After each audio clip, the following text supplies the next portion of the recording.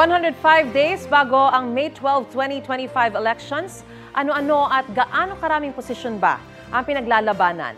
Ayon sa Commission on Elections, 18,320 ang kabuoang bilang ng national and local positions ang pupunuan sa darating na eleksyon.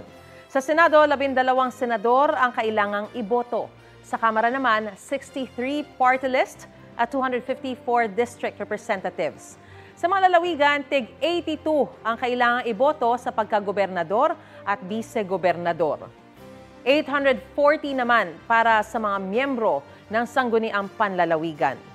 Sa mga lungsod, tig-149 ang kailangan pong iboto sa pagka-alkalde at vice-alkalde.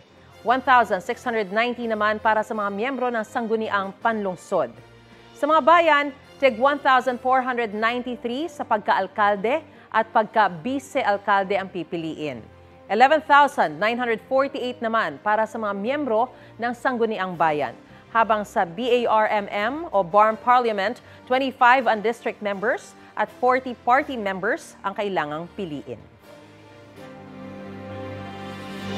Gusto mo bang mauna sa mga balita? Mag-subscribe na sa GMA Integrated News sa YouTube at tumutok sa unang balita.